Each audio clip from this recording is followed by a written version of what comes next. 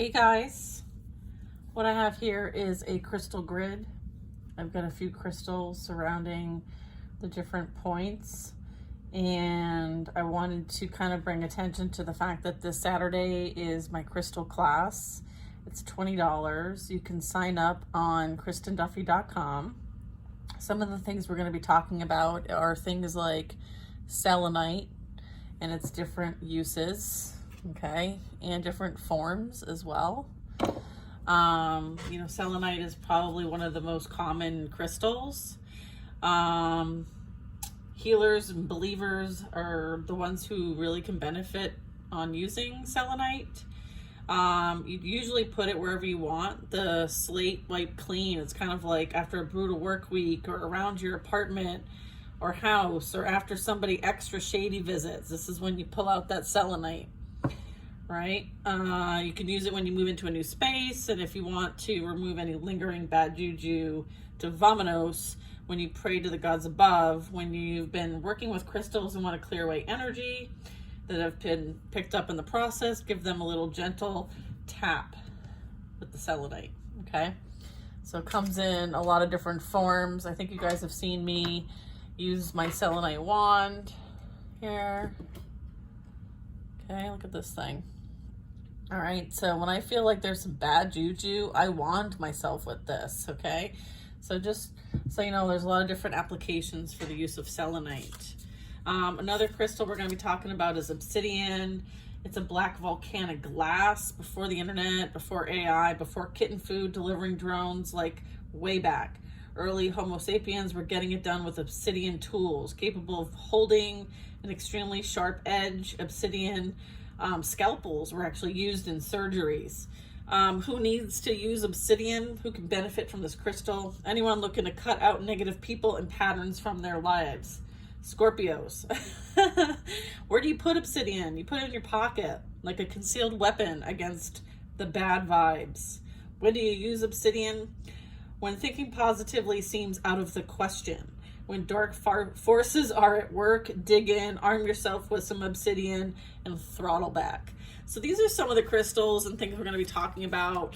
We're going to talk about how to use a grid, how to program crystals, how to program the properties of crystals to work in conjunction with one another.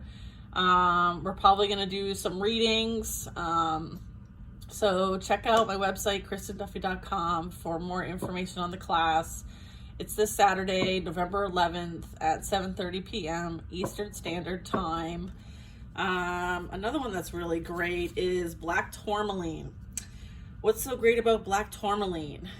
Well, it's a very grounding, slightly magnetized, semi-precious, like gemstone.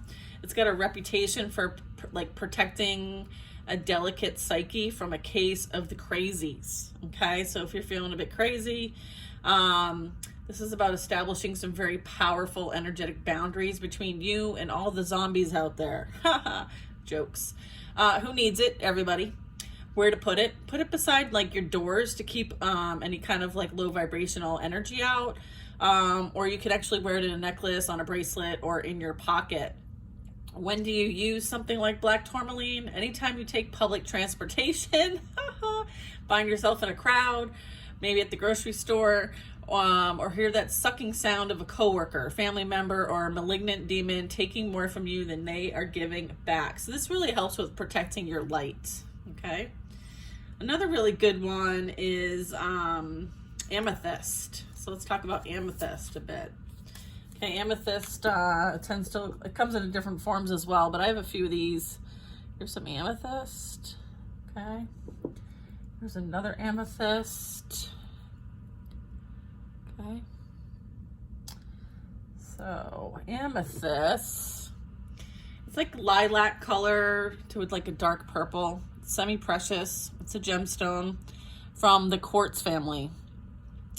Believe it or not, the ancient Romans believed amethyst got its lush purple color when the god Bacchus spilled wine on a clear stone. So it's been around a long time. Who really needs amethyst? I would say most of your practitioners have amethyst. It's great for working and staying in tune with your higher self. You know, where do you put this? I mean, I put it everywhere. I mean, I wear it in jewelry. I have it, you know, sometimes in my bra or my pocket. It literally can like uplift the vibe of pretty much anybody at any point in time. It's great to have in like living spaces. You know, when it's time to give up the victim routine is really when you want to start living in your purpose. That's when you hold on tight to like something like an amethyst, okay?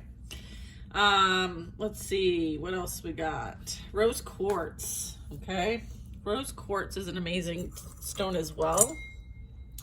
They can come kind of rough or they can come smooth, okay?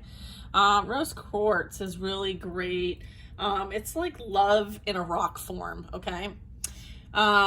This is great for those who are overly like self-critical and kind of need to work on the I am, the I feel, the I love, and all the affirmations all the way up to the heart chakra. It is a stone that is related to the heart chakra. So if you are a spiritual being and you really love deeply and you're into the healing arts, or you know, maybe you want to kind of get more into that, you know, rose quartz is your stone go-to. You know, where do you put like a rose quartz? Well, I mentioned a couple places, but if you really want to, you know, have a safe zone and have it sacred, hold it between both your hands and close to your heart, and that is where like you can really tune into the properties of a rose quartz. When do you use it? You use it when you feel like you always have to be the one to have it all figured out. Maybe someone's kind of weighing on you a bit, or if you're feeling a little off, it's something to kind of like help you remind yourself that you deserve that self-love too. Sometimes, you know, some of us hold it together for a lot of other people. So when you need to kind of redirect it back to self, rose quartz is your stone. So just take care of your heart is really, you know, what rose quartz helps us all do. All right, what else we got? Let's see. Lapis Lazuli. Do I have this one? I do have this one. Let me All right, so let's talk about Lapis Lazuli, okay? Here we go. This one's really pretty.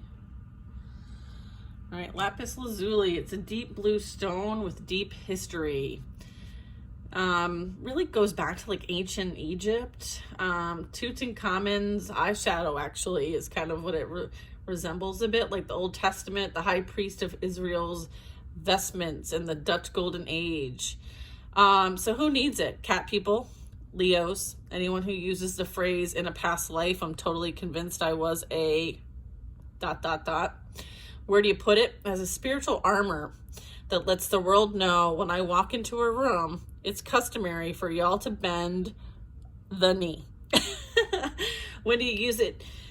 Typically when your thoughts are not your friends.